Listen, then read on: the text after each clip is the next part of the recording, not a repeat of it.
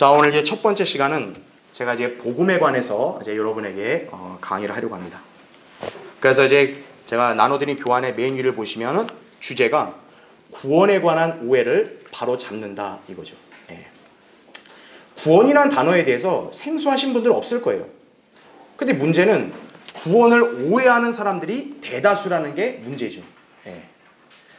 자, 우리 교환의 바로 밑에 여러분 거기 성경 구절을 보겠습니다.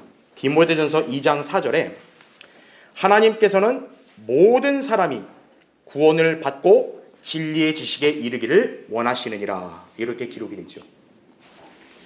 너무나도 이렇게 단순 명료한 거예요.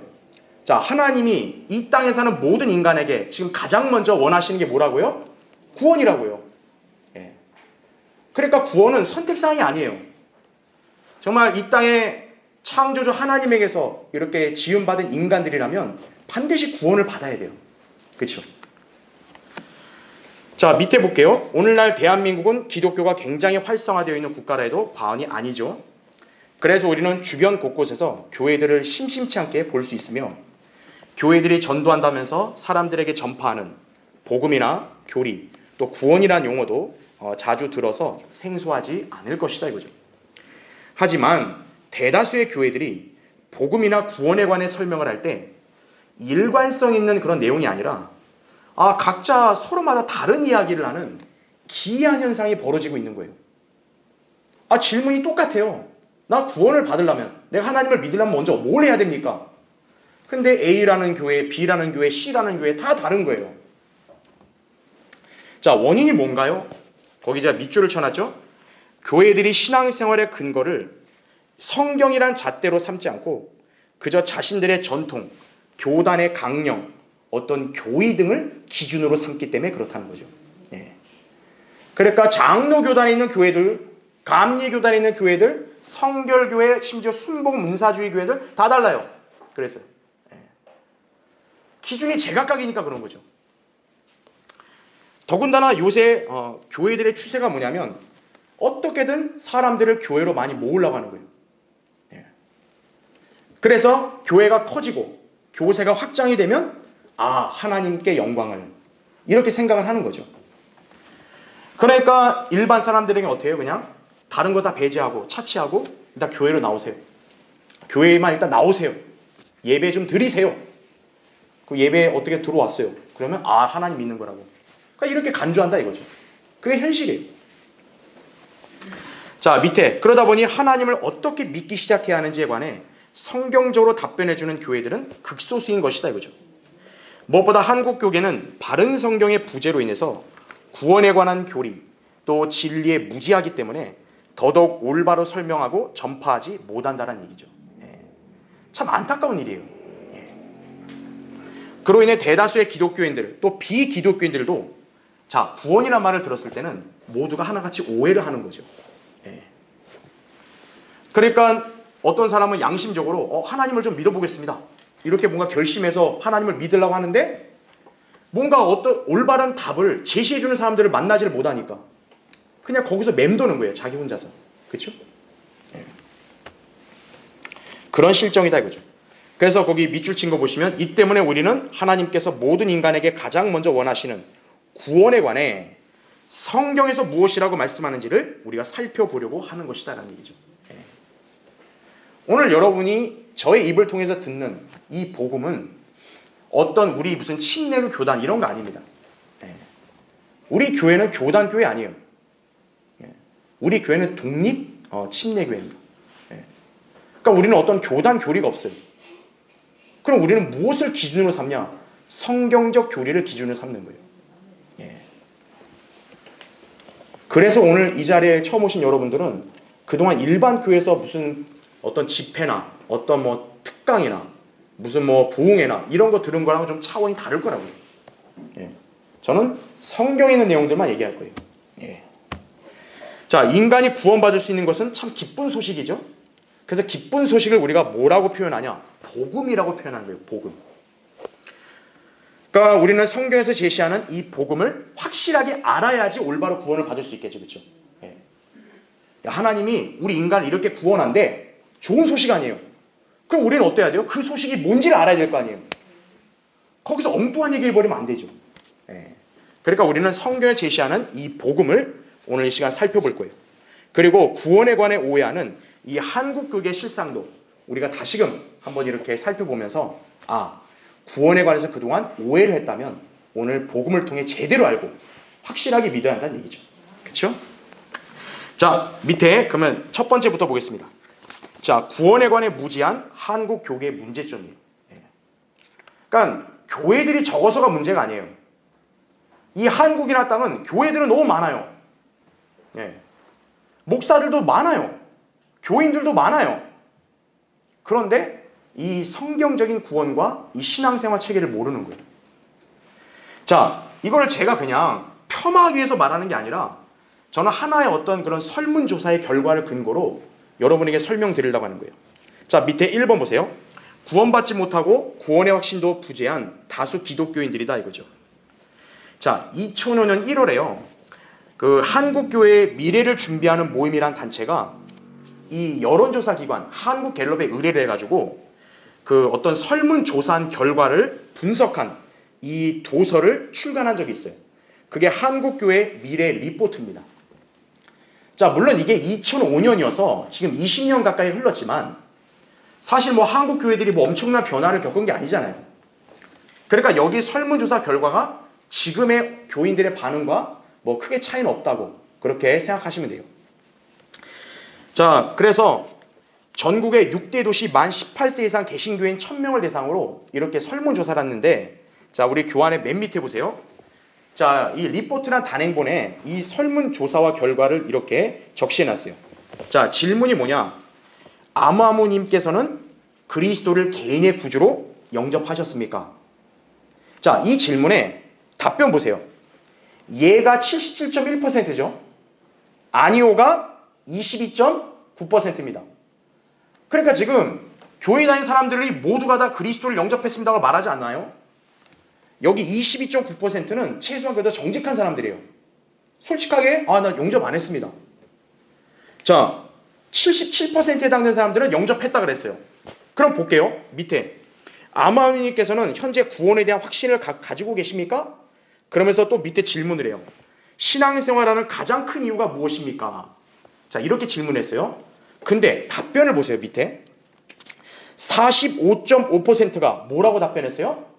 구원과 영생을 위해서다 이거죠.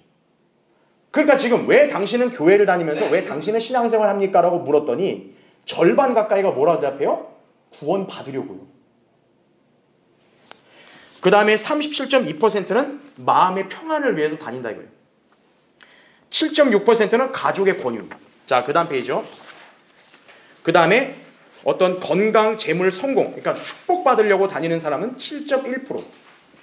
신도들과 친교를 위해서, 그러니까 비즈니스 때문에 다니는 사람들 1.3%. 기타가 0.8%다 이거죠. 자, 이 통계 조사를 이렇게 이 사람들이 적시해 놓고 여기서 이제 분석을 한 거예요. 보니까 침례교인들은 62.5%. 그 다음 잘 보세요. 일반 이 개신교회들의 장로, 권사, 안수집사 이 사람들의 68.6% 그리고 그냥 순수한 집사 60.3%가 모두 뭐라고 답했어요? 신앙생활하는 목적, 교회 다니는 목적이 뭐다? 구원과 영생을 위해서다 이거죠. 네. 여러분, 이 직분을 받았다는 얘기는 그냥 교회 대충 한두 번 왔다 갔다 하는 사람이 아니잖아요. 정말 열심히 다니는 사람일 거예요. 교회에서도 인정한 사람일 거예요. 근데 그런 사람들 70% 가까이가 뭐예요? 당신 교회 왜 다니냐 했더니 구원 받으려고 다닌다고. 이렇게 답하고 있는 거예요. 자, 밑에 1번을 보세요. 그래서 우리는 이 답변만 일단 이걸 갖고 저는 분석을 할게요. 일단 이런 답변했다는 것 자체는 뭡니까? 아직 자신들이 구원받지 않았음을 자인하는 거죠. 예. 그러니까 나는 구원받으려고 다닌다. 이렇게 얘기하는 거 아니겠어요? 자, 그래서 밑에 1번 보면요. 두 번째 줄 보세요. 이들을 상세하게 분석을 해보면 여자가 51.6%, 가정주부가 50.2%가 이렇게 답을 했고요. 침례교인 62.5%, 그 다음에 직분을 가진 이 사람들이 다 구원과 영생을 위해서라고. 거의 합치면 얼추 70%가 넘습니다. 예. 자, 그러면 밑에 괄호 1번 보세요. 자, 거기 제가 빨간 글씨로 써놓은 것만 볼게요. 그리스도를 영접했다고 대답한 사람들이, 즉 구원의 확신을 가지고 있다고 대답한 사람들이 교회에 다니는 목적을 구원과 영생을 위해서라고 70% 가까이가 대답한 것은 모순이죠. 그렇죠? 당신 예수님 영접했어요? 예, 아멘. 그래요. 당신 구원받았어요? 예. 확신 있어요? 예. 그러면 지금 신앙생활 왜 합니까? 교회 왜 다닙니까? 구원받으려고 다녀요. 이건 안 맞잖아요. 그렇죠? 이 자체가 답변과 이게 모순이잖아요, 지금. 그렇죠? 자신들이 그리스도를 영접했다고 했는데 교회를 왜 다니냐? 신앙생활 왜 가냐? 구원받기 위해서 다닌다. 이러잖아요, 지금요. 안 맞는 거예요. 자, 괄호 2번을 보세요, 밑에. 그리스도를 영접했다는 것을 들어는 보았으나 또 자신이 그렇게 했다고 말하고는 있으나 또 구원의 확신이 있다고 말하고 있으나 그것이 무슨 뜻인지도 모르고 있고 또 거짓말이다 이거죠. 그러니까 구원받지 않은 채 구원받으려고 신앙생활, 교회 다니고 있는 거예요. 근데 체면상 내가 이게 영접 안 했다 그러면 좀 그러니까 영접했습니다. 이렇게 대답했는지도 몰라요. 자, 이런 모순된 설문 결과에 대해서 그럼 여기 이 리포트를 이 단행본 출간한 이 분석한 목사들이나 이런 사람들, 학자들은 이것이 모순이라고 지적을 해야 될 거 아니에요. 그런 문구도 하나도 없어요. 그냥 이대로 그대로 써놓은 거예요. 그러니까 이걸 대답한 사람이든 또 이거를 이렇게 분석한다고 하던 목사들이든 신학자들이든 다 매한가지인 거예요. 잘 모르고 있는 거예요. 자, 그래서 밑에 2번. 자, 이건 아까 설명했으니까 넘어갈게요. 그래서 거기 괄호 2번에 제가 파란 글씨로 기재해 놓은 내용 보세요. 설문에 응답한 사람들은 소위 교회를 좀 다녔기에 구원, 영생, 영접 등의 단어를 들어보았고 마치 자신이 이런 것을 원하고 있기 때문에 구원받았다고 착각하고 있다는 얘기죠. 어쨌든 교회를 많이 오래 다니니까 구원이나 영생이다, 뭐 거듭남이다 이런 용어는 많이 들어볼 거라고요. 뭐 설교를 통해서든 뭐 여러 가지를 통해서든. 그렇죠? 근데 문제는 뭡니까? 이 교인들은 들었어요. 근데 의미를 제대로 지금 알아요? 모른다는 얘기죠. 단지 뭡니까? 들어봤어. 나 모르는 거 아니야? 들어봤어요. 알아. 나 아니까 됐겠지. 그러니까 이렇게 어림잡아 넘기고 있는 거예요, 지금. 그러니까 영적으로 볼 때 어떻게 보면 심각한 현상이다 이거죠. 자, 밑에 3번을 보세요. 자, 또 이런 질문을 했어요. 자, 이 설문조사에서 또 어떤 질문이냐? 그럼 신앙 체험을 하셨습니까? 이렇게 질문했어요. 여기 신앙이라 했을 때는 성령 체험을 가리킵니다. 여기 성령 체험이란 말이 어디서 나온 거냐면 은사주의에서 나온 거예요. 제가 이따 이것도 설명을 드릴 건데, 자, 구원에 관한 얘기를 했다가 이제는 신앙 체험을 얘기합니다. 자, 그랬더니 대답을 뭐라고 하냐? 52.3%가 신앙 체험을 한 적이 있다. 이렇게 대답을 했어요. 그러면 밑에 빨간 글씨로 표시한 거 보세요. 자, 여기서 이 사람들은 이 결과를 갖고 어떻게 해석을 했냐면은 이렇게 얘기합니다. 거듭난 사람과 그렇지 않은 사람을 구분하는 데는 여러 가지 방법이 있을 수 있으나 그 하나의 방법으로 신앙 체험 여부를 통해 확인해 볼 수 있다. 이렇게 얘기한 거죠. 그러니까 여기 분석했다는 목사들도 이 사람이 거듭났는지 안 거듭났는지를 어떻게 분간하는가, 그 방법 중에 하나가 성령 체험이냐 아니냐, 그걸 분간할 수 있다. 이렇게 적어놓은 거예요. 그럼 과연 이들의 분석이 성경에 근거한 거냐 이거죠. 정말로 성령이라는 걸 무슨 신비로운 체험을 하면 그것이 그 사람이 구원받은 증거가 되느냐 이거죠. 성경에서 만약 그렇다면 맞겠죠. 근데 성경에서 그게 아니라 그러면 이 사람들은 지금 잘못 얘기한 거죠. 자, 우리 이제 그 부분을 이제 살펴볼 거예요. 자, 그래서 일단 우리는 이 설문조사 결과를 한번 봤고요. 그럼 밑에 2번 보세요. 자, 그럼 이제 우리는 이제 주변에서 여러분들도 예전에 또 교회 다니고 지금도 교회 다니는 분들 계실 거고 또 교회 다니는 주변 사람들과 이렇게 또 교류하면서 이런 여러 가지 이런 생각들을 같이 공유한 적이 있을 거예요. 자, 구원에 관해서 그럼 사람들은 어떤 생각을 갖고 있는지 제가 예를 하나 뽑아왔어요. 자, 먼저 1번 보십시오. 맨 밑에. 자, 뭐 교회를 열심히 다니든 안 다니든 그냥 다니는 사람, 또 뭐 하나님에 대해서 좀 안다고 하는 사람들, 이런 사람들한테 야, 구원이 뭐냐? 이렇게 물어봤다고 해요. 그러면 이렇게 여기는 사람도 있을 거예요. 교회 열심히 출석하고 봉사하고 직분을 받으면 구원 받은 것이다. 약간 이런 관점을 가진 교인들이 많을 거예요. 그렇죠? 야, 저 사람 구원 받았을 거야. 아니, 어떻게 그걸 확신하세요? 야, 20년 이상 다니고 저렇게 집사하고 장로고 권사인데 설마 못 받았겠냐. 이렇게 여기는 거죠, 다. 그렇죠?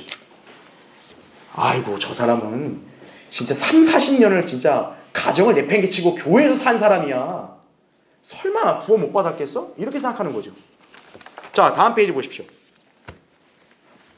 그래서 맨 위에 괄호 1번을 보시면, 자, 대다수의 사람들이 구원에 관해 성경에서 제시한 원칙과 방법에 무지하다 보니까 그저 뭡니까? 제가 밑줄을 쳐놨죠. 막연하게요. 그냥 막연하게 교회를 다니고 열심히 생활하면 구원 받겠거니 내심 짐작을 하는 거죠. 네. 어떤 일에 대해서 어떤 분명한 기준과 원칙으로 기다 아니다 이렇게 나와야 되는데 그게 아니라 구원? 열심히 다니잖아. 받겠지 이거죠. 약간 추상적이죠. 그렇죠? 자, 그럼 이런 관점은 어디에서 기인됐을까요? 이게 우리나라 기독교계에서 갑자기 나온 게 아니에요. 예로부터 우리나라의 이 토속신앙 풍습에 뭐가 있습니까? 지성이면 감천이다 이거죠. 네. 내가 이렇게 노력을 하고 이렇게 고생을 하면 하늘이 감동을 할 거다 이거죠. 네. 그런 사상이 저변에 깔려 있는데, 자, 이게 어떤 거예요? 이제 우리나라에 기독교가 들어오면서부터 유입이 돼버린 거죠. 그러니까 거기에 하늘천을 이제 뭐로 바꾸는 거예요? 그냥 하나님으로 바꾸는 거죠. 내가 이렇게 정성을 다하니까 하나님이 감동을 하실 거예요. 예. 그래서 괄호 2번 보세요. 그래서 교회들이 하나님을 나름대로 감동시켜드리고자 그래서 뭐를 고안한 거예요? 새벽 예배. 전 세계에서 새벽 예배 있는 거는 한국밖에 없어요. 다른 나라 교회들 없어요. 혹시나 있으면 한국에서 배워간 거예요. 자, 새벽 예배가 왜 있냐 이거예요. 네가 지금 편하게 잠을 잘 때냐? 새벽부터 나가서 열심히 하나님 찾고 부르짖고 기도를 해야 하나님이 감동을 하지 이거죠. 옛날 우리 새벽에 어머니들 어때요? 정화수 떠놓고 비나이다. 우리 내 아들 이번에 수능 시험 합격하게 해주셔서 정성을 다하죠. 누구누구 장가 시집가게 해주셔서 정성을 다하죠. 언제 했어요? 새벽에 했어요. 그렇죠? 예. 그것도 모자라니까 뭡니까? 금요철이야. 예. 금요일날하고 토요일날 놀 생각하지 말고 저녁에 와서 여기 교회 와서 하나님께 예배드리라 이거죠. 금식기도. 지금 마음 편하게 밥 먹고 있을 때냐? 금식을 해야 된다 이거죠. 자, 이런 여러 가지 것들을 다 고안한 거예요. 그러면 제가 교회 다니는 분들한테 질문하기를, 그럼 도대체 그런 거를 왜 해야 되냐? 왜 그것이 꼭 해야 될 필요성이 뭐냐? 그럼 알까요? 모르는 거예요. 그냥 뭡니까? 교회 사니까요. 목사님이 권장하니까요. 그럼 해야지 거기다 뭘 토를 달아요? 약간 이런 식인 거죠. 그러니까 그냥 맹신하는 거예요. 예. 맹종하는 거죠. 그러니까 어때요? 그렇게 하니까 내가 이렇게까지 했으니까 구원을 안 받을 수가 없는 거 아니냐. 약간 이런 이렇게 의도가 깔리는 거죠. 그렇죠? 그래서 괄호 3번 여기에서 나온 게 바로 뭡니까? 그래서 행위 구원이 나오는 거예요. 행위 구원. 네. 실제로 성경에도 행위로 구원받는 것처럼 보이는 구절들이 곳곳에 발견되는 게 있어요. 그러니까 아이고 잘 된 거죠. 와, 성경에도 이렇게 얘기하니까 봐라. 행위로 구원받아야 돼. 이렇게 얘기하는 거죠. 그런데 그는 번지수를 잘못 짚은 거란 얘기죠. 예. 그는 이제 나중에 여러분들도 기회 되실 때 이제 공부하시게 되면 아시게 될 거예요. 자, 어쨌든 우린 여기서 기본적인 것만 보자고요. 자, 행위구원 좋아요. 그러면 문제가 뭐냐? 얼마만큼 열심히 해야 돼요? 그럼 도대체? 행위도 행위 나름이죠. 기준이라는 게 있어야 될 거 아니에요. 얼마만큼 해야 돼요? 얼마만큼? 얼마나 노력을 해야 돼요? 그러니까 이게 원칙과 기준이 없어요. 그러면 결국 어떤 결론에 다다르는 거예요? 주관적인 그런 판단이 나올 수밖에 없는 거예요.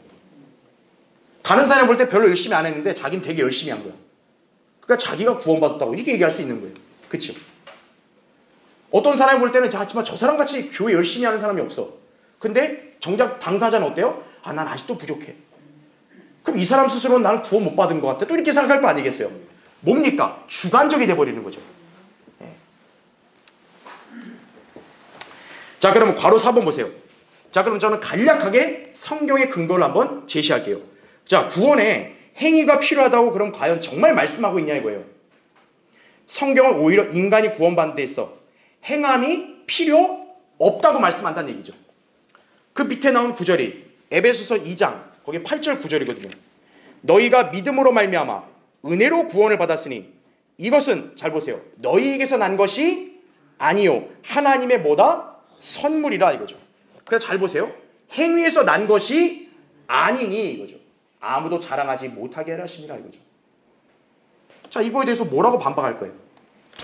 성경은 여기서 무슨 이걸 비비고 온 것도 아니고 단순 명료하게 얘기했잖아요. 구원은 뭐다? 믿음으로 말미암아 은혜로 받는 거다 이거죠. 선물이다 이거죠. 또 밑에 로마서 4장 5절은 행함이 없어도 불경건한 자를 의롭다 하시는 그분을 믿는 사람에게는 그의 믿음이 의로 여겨지느니라 이거죠. 여기 보세요. 행함이 없어도 이거죠. 자, 성경에 이런 근거가 제시되어 있는데 여전히 행위로 뭔가 의로워진다. 행위로 내가 하나님 앞에서 구원을 받겠다. 이렇게 말할 수 있냐 이거예요. 곤란하죠. 그렇죠? 성경하고 상충이 되죠. 그렇죠? 자, 그럼 이번에는 2번 보세요. 자, 어떤 사람은 이런 질문을 할 거예요. 침례, 세례받은 교인이다. 그럼 나는 세례 교인이니까 구원받은 거다. 이렇게 오해하는 사람도 있습니다. 그렇죠? 혹시나 그렇게 알고 있는 분도 계실지 몰라요. 이 중에서. 아, 나 옛날에 세례 받았는데? 갓난아기 때도 세례 받고 나 성인 돼서 세례 받았는데? 나 그 세례 받으려고 그 문답 그거 공부하느라고 아주 그냥 머리에 쥐가 날 정도였는데? 자, 그러면 세례가 구원을 이루는 건가? 한번 보겠습니다. 바로 2번 보십시오. 세례가 진정으로 구원의 표식이냐 이거예요. 만약 그렇다면 역시나 성경에서 근거를 찾아야 돼요. 근데 안타깝지만 성경에는 세례의 기원이 있습니까? 없습니까? 없어요. 어떤 사람에게 세례를 해가지고 아, 너는 이제 오늘부터 제사함 받고 구원받았다. 이렇게 얘기한 근거가 없어요. 그럼 이 세례는 어디서 나온 걸까요? 거기에 제가 기재해놨죠? 로마 카톨릭에서 유래한 거예요. 자, 로마 카톨릭이 중세시대에 이제 유럽의 여러 국가들을 또 이제 점령하고 다닐 때 이제 어떻게 하는 거죠? 그 나라를 점령하면 그 사람들을 이제 지배해야 될 거 아니에요. 그렇죠? 그러면 그 사람들을 뭐로 만들어야 돼요? 카톨릭 신자들로 만들어야 됩니다. 근데 갑자기 쳐들어와서 침략해 놓은 다음에 이 사람들 갑자기 이렇게 아무것도 모르는 사람인데 카톨릭 교인 데려가면 좀 뭔가 어색하잖아요. 그때 고안한 게 뭡니까? 이리 와. 야, 머리 대. 아, 너는 오늘부로 이제 카톨릭 신자가 되어노라. 개종의 수단으로 쓴 거예요. 이걸. 한 번도 나는 카톨릭에 생활해 본 적이 없는데 아, 상관없다 이거. 이게 뿔 뿌려서 너는 오늘부터 모든 죄가 사함받고 카톨릭 교인이 되어노라. 이게 세례의 기원이에요. 그런데 어때요? 이 의식을 카톨릭에서 소위 항거하고 나왔다고 하는 프로테스탄트, 개신교회들이 그대로 답습하고 하고 있는 거예요. 지금도. 자, 바로 3번 보세요. 세례를 물 뿌리는 의식으로 흔히 우리가 알고 있죠. 그런데 여러분 세례란 단어의 뜻이 뭐가 있냐면 이 세가 씻을 세자예요.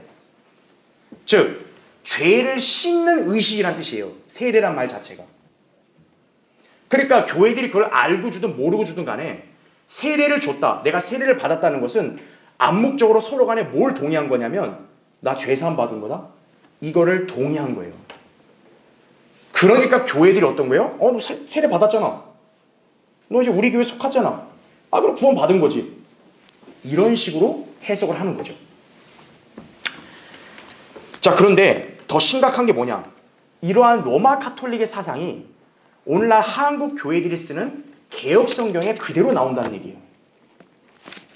자, 밑에는 제가 이거를 카톨릭 교회 교리서를 제가 발췌해 놓은 거니까 여러분 그냥 참고하시면 돼요. 그 밑줄 친 거 보세요. 세례는 죄 용서를 위한 첫째가는 주된 성사다. 카톨릭 교리서에 이렇게 나오죠, 그렇죠?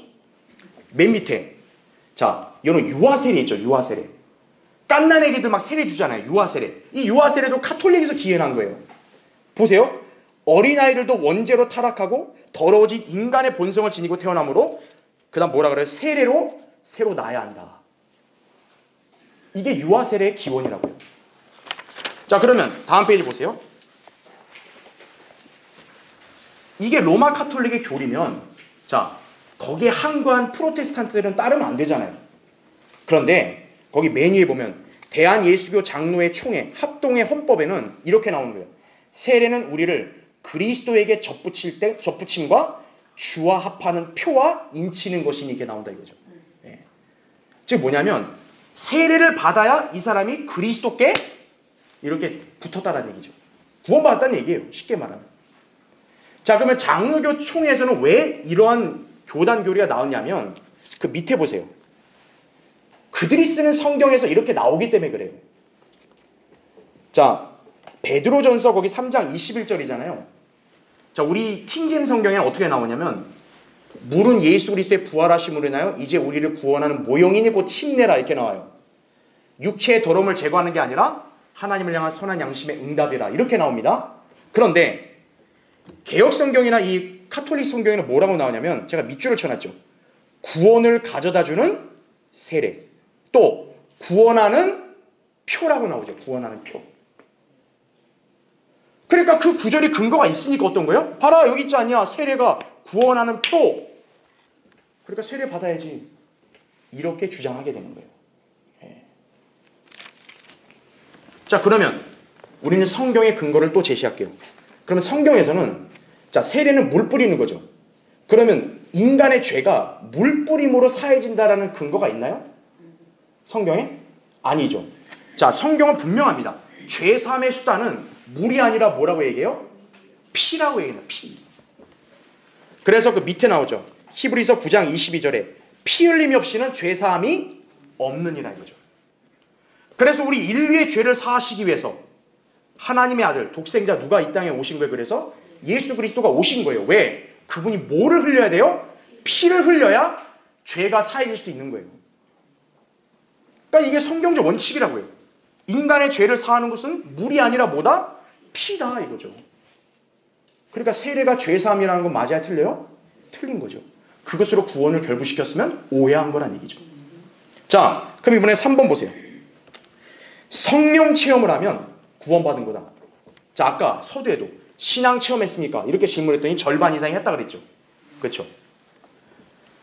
여러분, 이 성령 체험이라는 게 어디에서 기원을 두고 있냐면 은사주의입니다. 20세기에 일어난 은사주의 운동에서 기인한 건데, 자, 이 은사주의는요 특징이 뭐냐, 어떤 성경의 문자적인 기록 또 어떤 사실에 입각하지 않고 우리의 눈에 보이지 않는 영성, 어떤 뭐 신비로운 어떤 그런 영의 세계, 이런 것들을 의존하는 거예요.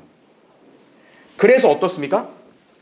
내가 성경의 말씀을 뭘 믿었다가 중요한 거라기보다는 지금 내가 갑자기 뭔가 뭐 신비로운 뭐 무아지경이나 무슨 뭐 환상이나 이런 걸 봤냐, 체험을 했다 이거예요.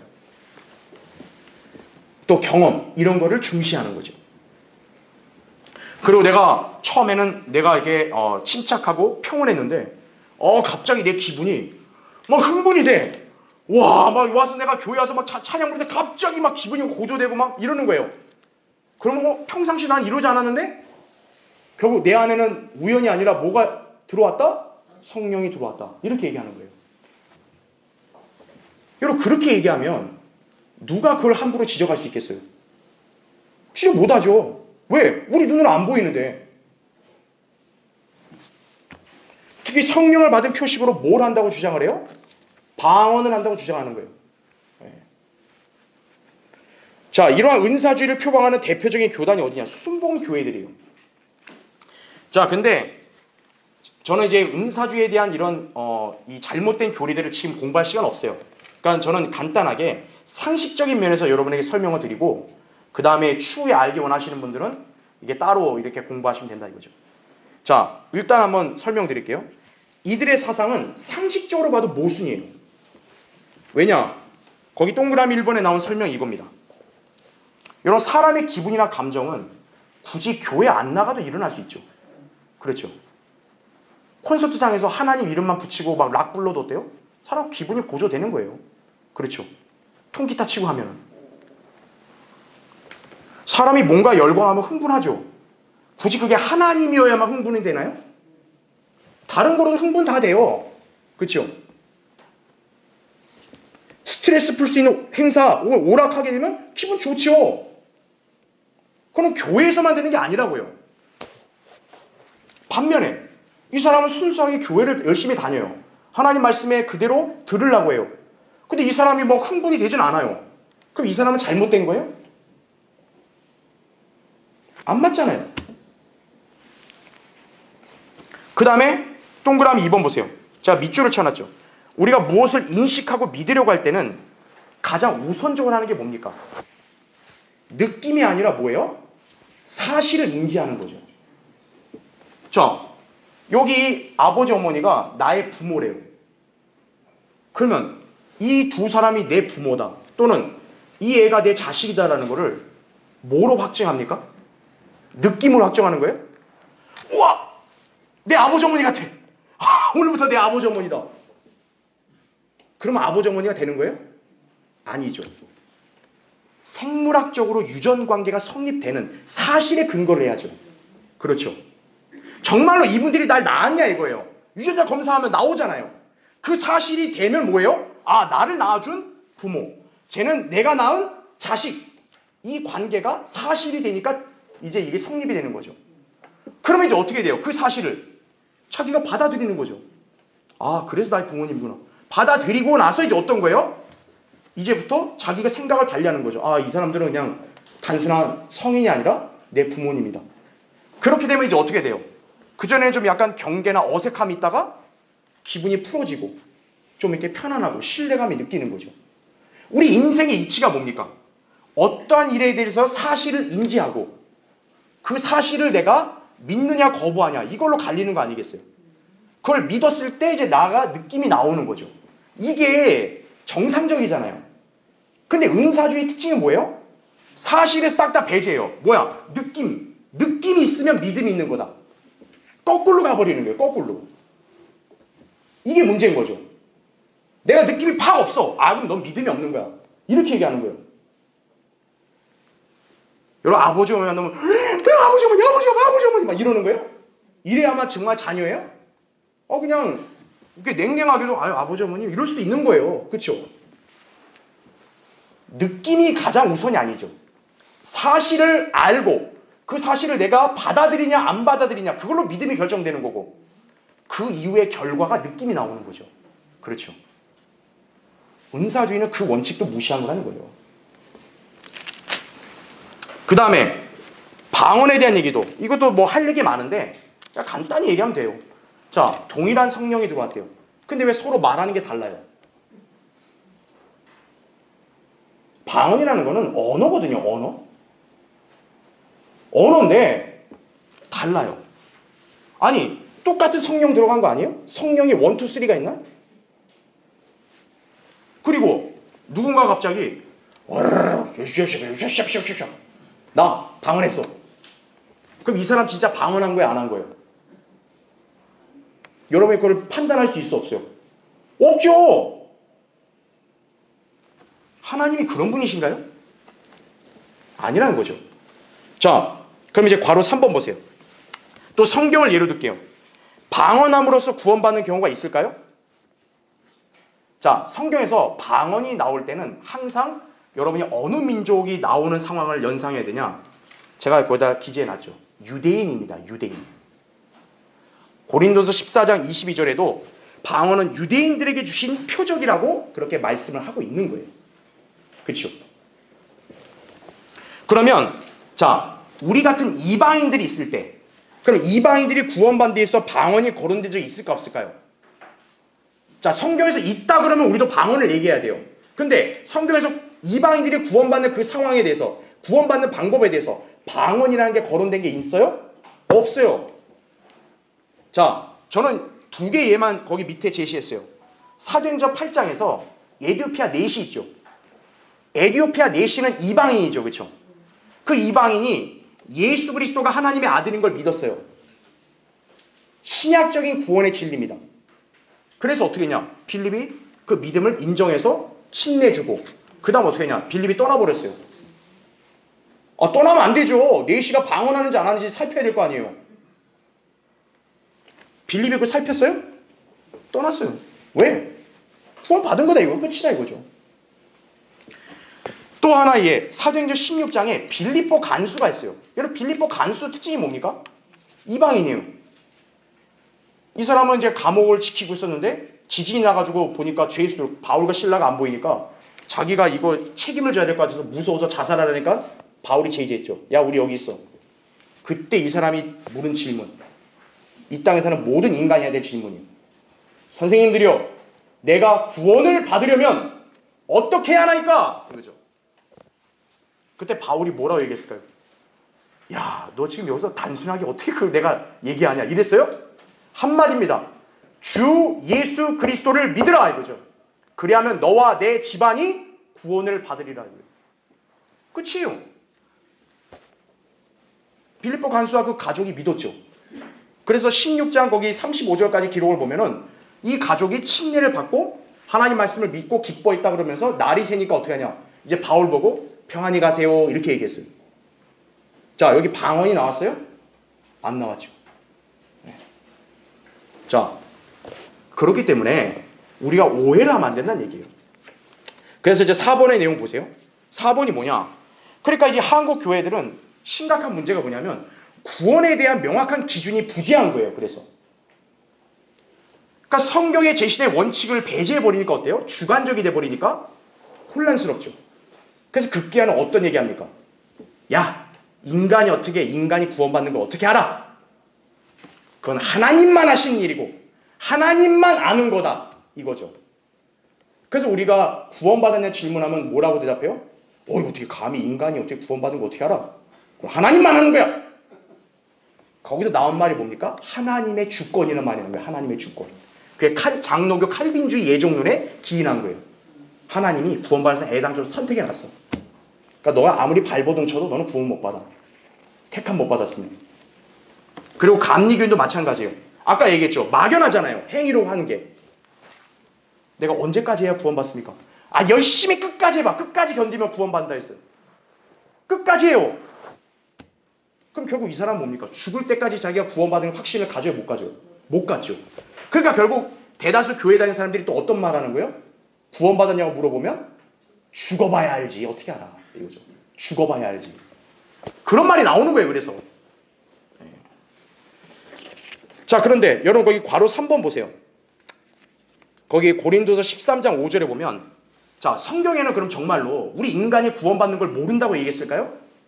오히려 정반대입니다. 여러분 거기 고린도서 13장 5절 괄호 3번에 나오죠. 보세요.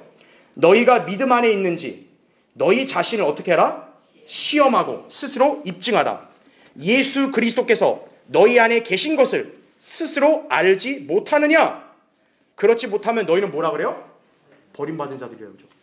내가 어떻게 알아요? 하나님이 알죠. 그럼 뭐라는 거예요? 버림받은 자들이라고 그러죠. 너 안에 예수 그리스도가 있는 거를 너가 알아야 된다 이 뜻이죠. 어떻게 알아요? 하나님만 하시는 건데. 그럼 뭐라는 거예요? 너희는 버림받은 자들이다 이거예요.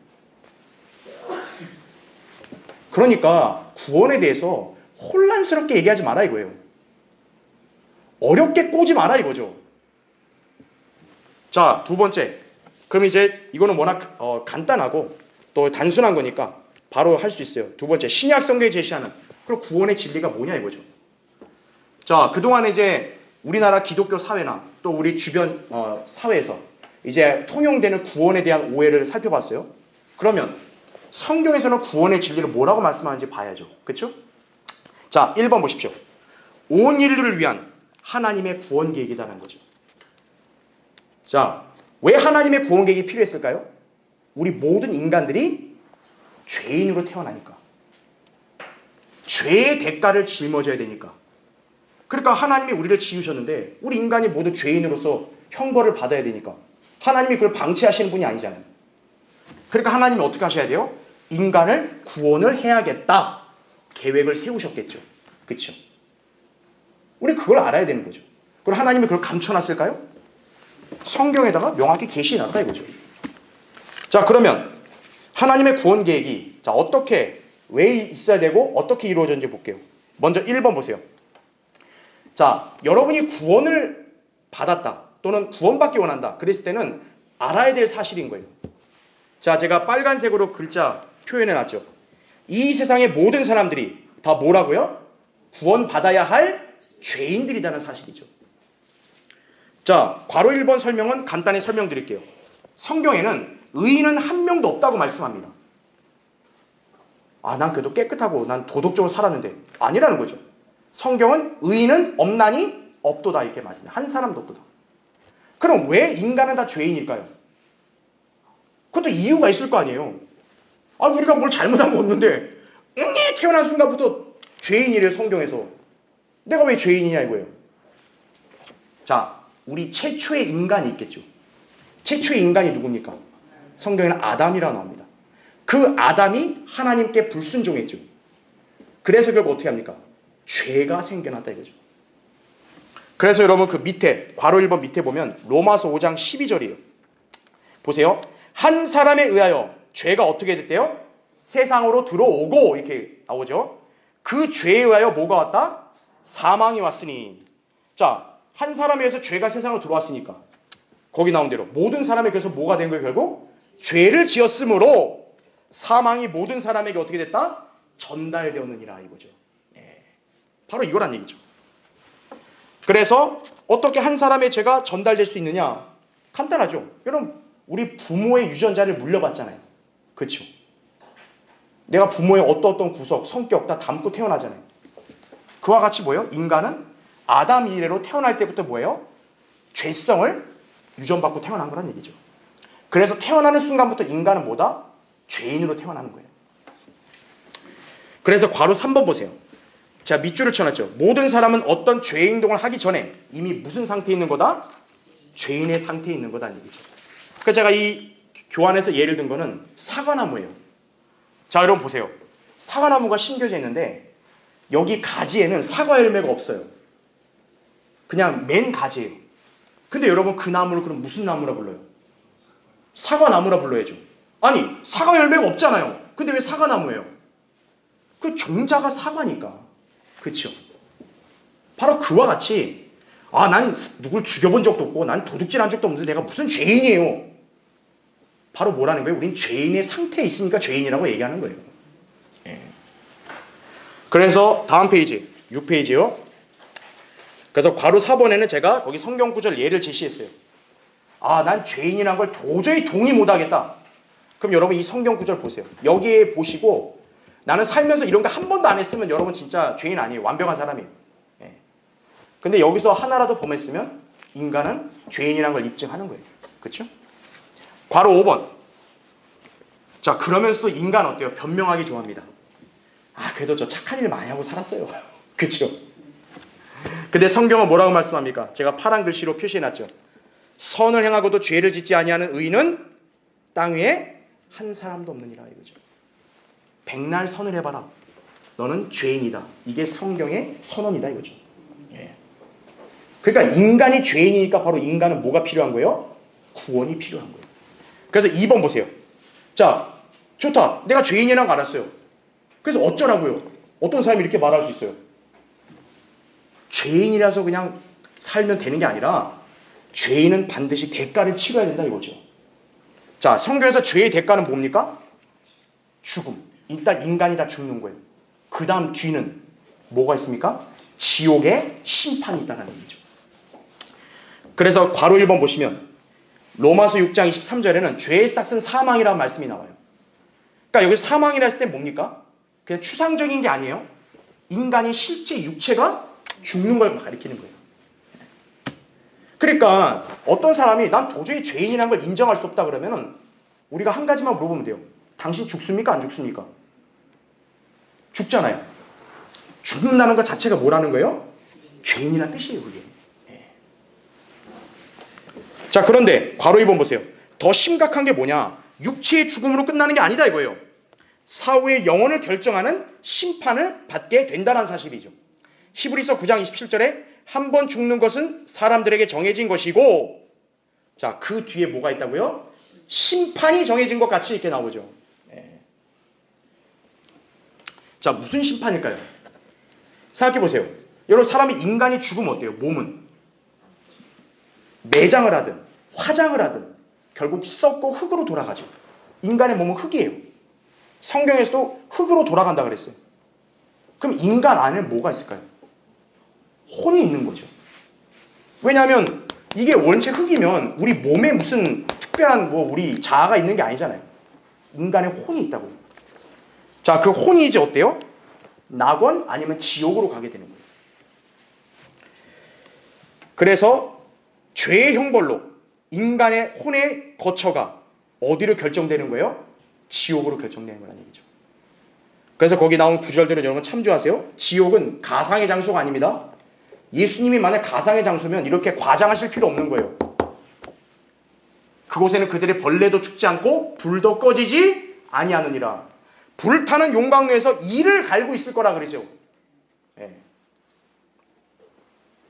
그래서 괄호 3번에는 원래 지옥이 어떤 곳이냐면 마귀와 그의 천사들을 보내게 만든 곳이. 근데 마귀가 어떤 거예요? 혼자 가기 싫다 하니까 인간들을 죄의 유혹으로 꿰어서 함께 동참하게 만든 거죠. 그래서 안타깝게도 인간 어떤 거예요? 죄인으로 태어나서 죄 가운데 살다 죽으면은 마귀와 같이 지옥에 가는 거예요. 그게 모든 인간에게 정해진 운명이에요. 그러니까 인간에게 뭐가 필요하겠어요? 당연히 구원이 필요한 거죠. 그래서요. 왜 여러분이 예수 그리스도를 믿어요? 오늘 여러분 왜 이 자리에 오신 거예요? 죽으면 끝이면 왜 온 거예요? 왜 예수님 믿어요? 헛된 짓이죠, 그거. 그죠? 남들처럼 그냥 즐기면서 살아야죠. 죽으면 끝이라면. 성경 그렇게 말씀 안 했다 이거죠. 인간은 죄인이다 이거예요. 죄인으로 인해서 죽는다 이거예요. 그래서 혼이 영원히 지옥에 가서 고통을 받는다 이거죠. 끔찍하죠? 그럼 하나님은 어떻게 하시겠어요, 우리를? 야, 너 지옥에나 가라 이러시겠어요? 인간을 구원할 길을 마련하시겠죠. 그래서 3번 보세요. 7페이지. 하나님께서는 우리 죄인들을 사망과 지옥의 형벌로부터 자유롭게 되는 길을 예비해 주셨다는 얘기죠. 그것은 바로 죄 없는 하나님의 아들을 희생제물로 내어주어서 우리 죄들을 어떻게 하는 거다? 제거하는 것이다라는 얘기죠. 인간이 아까 왜 죽는다 그랬어요? 죄의 성품, 죄 때문에. 인간이 왜 지옥 간다 그랬어요? 죄 때문에 지옥 가죠. 그럼 인간이 거기서 해방되려면 뭐를 해결해야 돼요? 죄를 해결해야죠. 그럼 죄를 어떻게 해결하죠? 인간이 인간을 대신할 수 있나요? 없죠. 하나님께서 인간의 죄를 대신 담당하셨다는 얘기죠. 그래서 하나님의 아들 예수 그리스도가 이 땅에 내려오신 거란 얘기죠. 그래서 괄호 1번에는 밑줄 친 것만 보세요. 인간의 죄를 사하는 방법이 뭐라고요? 피 흘리는 거다 이거죠. 그래서 피 흘려 죽으신 거예요. 그 다음에 밑에 괄호 2번 보세요. 예수 그리스도께서는 온 인류의 죄들을 대신하여 친히 뭐가 되셨다? 저주가 되셨다는 얘기죠. 여러분 왜 예수님이 돌에 맞아 죽지 않고 왜 십자가에 못 박혀 죽었을까요? 구약의 율법에 따르면 예수님은 하나님이라 했기 때문에 믿지 않는 사람들은 그게 신성모독이거든요. 그러면 율법에 따르면 돌에 맞아 죽어야 돼요, 원래 예수님은.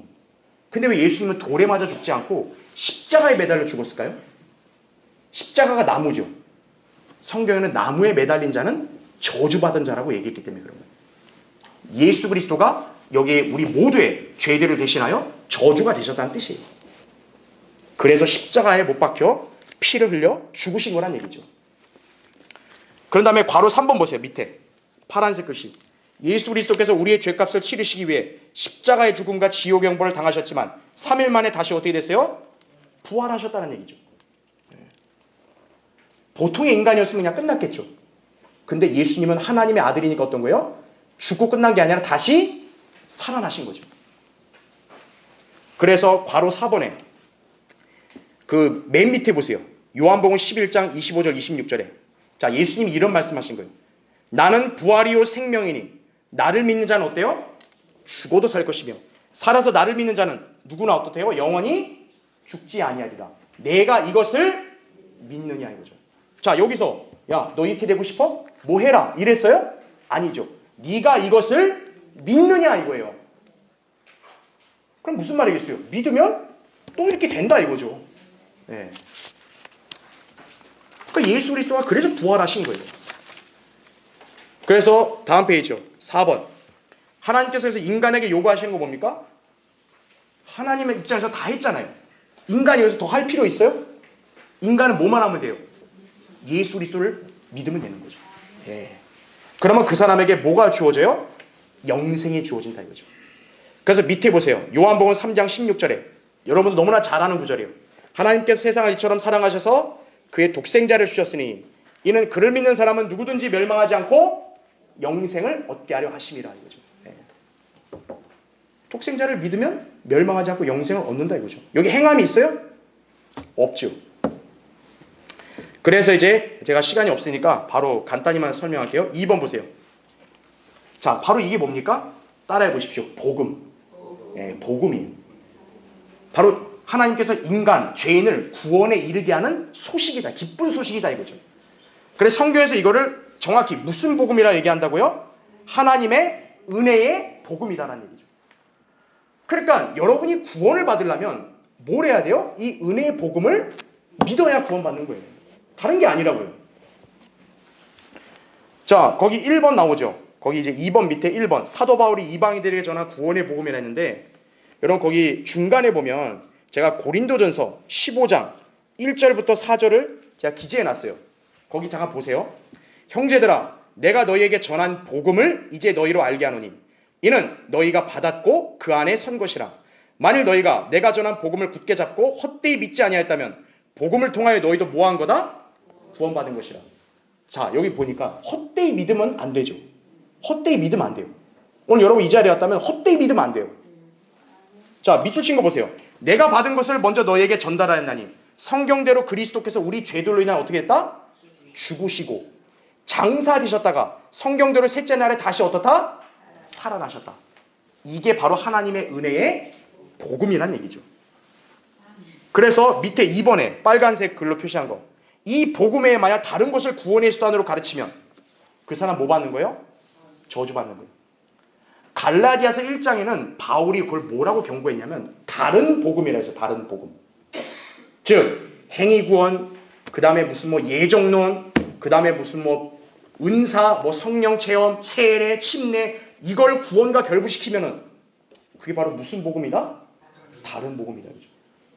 그러면 바울이 뭐라고 얘기했냐? 하늘에서 온 천사라도 만약 그런 복음을 전하면 저주를 받는다고 단언한 거예요. 그러니까 여러분이 제대로 알고 믿어야죠. 그렇죠? 자, 다음 이제 9페이지. 그래서 이제 3번, 4번 거기 빨간색 글씨만 볼게요. 방금 얘기한 대로 그래서 인간에게 요구되는 것은 오직 뭡니까? 예수 그리스도를 믿는 믿음뿐이다 이거죠. 다른 거 아니다 이거죠. 그래서 4번 인간이 해야 할 일은 뭡니까? 예수 그리스도를 마음으로 믿어서 영접을 해야 되는 거예요. 자, 그 밑에 바로 로마서 10장 9절 10절 13절 나와요. 그 밑에 단락에 그 9절 보세요. 내가 내 입으로 자 어떻게 하래요? 주 예수를 시인하고 하나님께서 그를 죽은 자들로부터 살리신 것을 내 마음에 믿으면 어떻게 된다? 구원을 받으리라. 사람이 잘 보세요. 마음으로 믿어 의에 이르고 그 다음 어떻게 한다? 입으로 고백하여 구원에 이르기 때문이라. 이게 여러분이 예수 그리스도를 영접했다는 뜻이에요. 이게 바로. 그러니까 나 그냥 교회 열심히 다녔어요. 내가 예수님 이름을 아주 수천 번 부르고 기도했는데 뭐 그런 정성은 좋은데 중요한 건 뭡니까? 구원을 위한 영접은 이 원칙을 준수해야 되는 거예요. 이 원칙을. 그래서 이렇게 마음으로 믿은 사람은 성령으로 거듭나서 하나님의 아들로 태어난다는 얘기죠. 자, 그래서 마지막 이제 10페이지 보세요. 자, 전해서 여러분한테 이제 다 전했어요. 이 복음의 특강에서 이제 핵심 내용만 볼게요. 첫째, 파란색 글씨 나오죠. 당신이 지옥의 영원한 형벌로 향하고 있는 죄인임을 시인하라 이거죠. 그러니까 인간이 하나님과 관계를 맺기 위해서 먼저 구원받아야 된다 그랬잖아요. 자, 구원받으려면 일단 내가 왜 구원받아야 되는지를 알아야 될 거 아니에요.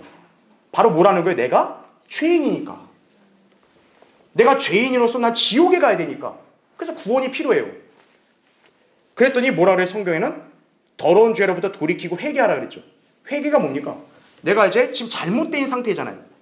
내가 예수 그리스도께 가는 게 회개예요. 그래서 셋째, 예수 그리스도께서 당신의 죄를 제거하시려고 십자가에서 피 흘려 죽으시고 장사되셨다가 부활하신 사실을 믿으라 이거죠. 이게 왜냐? 복음이니까 이게. 마지막 넷째, 기도로 예수 그리스도를 당신의 개인의 구주로 믿고 영접하라 이거죠. 아까 얘기했죠. 마음으로 믿은 다음에 입으로 고백을 해서 구원에 이른다 그랬죠. 그래서 로마서 10장 13절에도 조건이 뭡니까? 주의 이름을 부르는 자가 구원을 받는 거예요. 마음으로 믿었는데 입으로 고백 못할 이유는 없는 거예요. 그렇죠? 자, 오늘 여러분 이제 복음 아셨겠죠? 그렇죠? 아, 내가 죄인이구나. 그러니까 나는 죄인이기 때문에 회개하고 나의 죄를 대신해서 예수님이 십자가에서 피 흘려 죽으시고 장사했다 부활했다. 나를 구원해 주셨다. 나는 예수님을 내 구주로 믿겠습니다. 그렇게 결심하면 여러분 즉시 바로 뭘 받는다? 구원을 받는다. 아까 얘기했죠. 선물이라고 했잖아요. 이런 선물은 뚜두두두 오는 게 아니라 바로 받는 거잖아요. 그렇죠? 네. 자, 그럼 이제 잠깐 눈 감으시겠습니다. 눈 감으시고요. 자, 눈 감으시고. 자, 오늘 이제 여러분 오늘 우리 교회 처음 오신 분도 계시고 또 이제 저랑 만나신 몇 분도 계시는데, 자, 내가 진심으로 이렇게 예수 그리스도를 이렇게 구주로 믿겠다고 하나님 앞에 진지하게 고백을 못했다 이거예요. 교회는 열심히 다니고 난 하나님은 잘 믿었다고 생각을 했는데 가장 중요한 이 구원에 관한 성경적 원칙을 그냥 배제하고 나는 다른 것만 너무 몰두했다 이거예요. 그러면 그 사람은 지금 제일 중요한 걸 놓치고 지금 안타깝지만 다른 거를 한 거예요. 네. 가장 중요한 거 구원받아야죠. 그렇죠? 자, 구원받기 원하시는 분은 거의 이제 교환에 대해서 제가 기도문을 놔드렸는데 제가 이 시간 기도하겠습니다. 여러분들이 하나님과 여러분 사이의 관계예요. 예, 누구를 볼 필요 없어요. 제가 이렇게 한마디씩 기도할 때 여러분도 마음으로 믿고 만약에 영접하지 않았다면 이 시간 하나님 앞에 진지하게 고백하시면 됩니다. 자, 그럼 구원받는 거예요. 자, 제가 기도할 테니까요. 그대로 고백하시기 바랍니다. 위대하신 하나님, 저는 죄인입니다. 그래서 저는 죽으면 지옥에 갈 수밖에 없습니다. 하지만 예수 그리스도께서 저의 죄들을 대신하여 십자가에 피 흘려 죽으시고 장사된 지 3일 만에 부활하신 사실을 제 마음에 믿습니다. 이제 제가 예수님을 제 구세주로 믿고 영접하오니 제 안에 들어오셔서 저를 구원해 주십시오. 저를 구원해 주셔서 감사합니다. 예수님의 이름으로 기도합니다. 아멘. 예, 이렇게 마음으로 믿고 입으로 고백하신 분은 오늘 성경적 원칙에 따라 여러분 이제 구원을 받은 것이. 예. 자, 이렇게 되면 이제 여러분은 이제 하나님의 자녀로 새롭게 태어나서 이제 믿음 생활 출발을 딱 잘 올바르게 들어선 거예요. 그 뒤로 이제 여러분의 신앙생활을 통해 이제 영적인 성장 또 진전이 있다는 사실을 기억하시면 되겠습니다. 자, 그 부분에 대한 거는 잠시 뒤에 다시 강의하도록 하겠습니다.